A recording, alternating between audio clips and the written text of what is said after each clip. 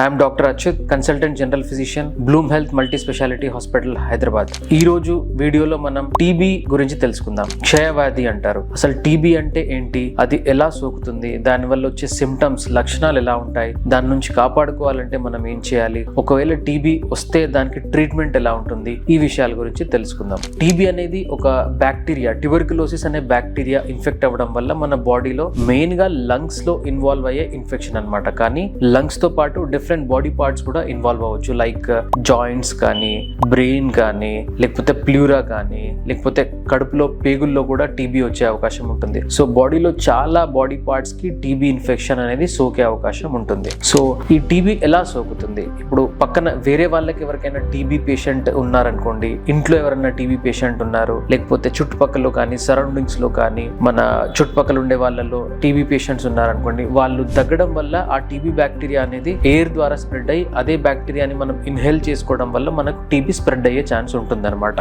So మనకు TB ఉంది అని మనం ఎప్పుడు కనిపెట్టగలం అంటే, టీబీ ఉన్న వాళ్ళకి ఎలాంటి లక్షణాలు ఉంటాయి. ఒకటి, కంటిన్యూస్ గా దగ్గు రావడము, అంటే more than 2 weeks of cough రావడము. రెండోది, లో జ్వరం రావడము, అంటే ఎప్పుడు కూడా ఈవినింగ్ రైజ్ ఆఫ్ టెంపరేచర్ అంటారు, అంటే సాయంత్రం కాగానే రాత్రిపూట కాగానే జ్వరం ఎక్కువ రావడము, మాటికి జ్వరం రావడము, లేకపోతే కంప్లీట్ ఫటీగ్ అండ్ మలైస్, అంటే అలసటగా ఉండడము, ఏం పని చేద్దామన్నా కానీ మనకు కుదరకపోవడము, ఇలాంటి లక్షణాలు ఉంటాయన్నమాట. దీంతో పాటు లంగ్స్ లో టీబీ ఉన్న వాళ్ళకి మనం దగ్గినప్పుడు కొంచెం బ్లడ్ లాగా పడడము, మన నంజులో బ్లడ్ లాగా పడడము, ఇలాంటి లక్షణాలు ఉంటాయన్నమాట. ఇలాంటి లక్షణాలు ఉన్నప్పుడు మనం వెంటనే లేట్ చేయకుండా డాక్టర్ దగ్గరికి వెళ్ళి టెస్ట్ చేయించుకోవాల్సిన అవసరం ఉంటుంది. ఒకవేళ టీబీ మనకి ఉంది అని ప్రూవ్ అయితే, డయాగ్నోసిస్ అయితే, కన్ఫర్మ్ అయితే మనం ఎలాంటి ట్రీట్మెంట్ తీసుకోవాల్సి వస్తుంది, ఎలాంటి జాగ్రత్తలు పాటించాల్సి వస్తుంది. TB is a curable disease. ఇంతకు ముందు లాగా క్షయవ్యాధి వస్తే మనిషి బతకడు, దానికి క్యూర్ లేదు అన్నట్టు కాకుండా, now TB is a curable disease అనమాట. దానికి మనం మందులు వాడాల్సి ఉంటుంది.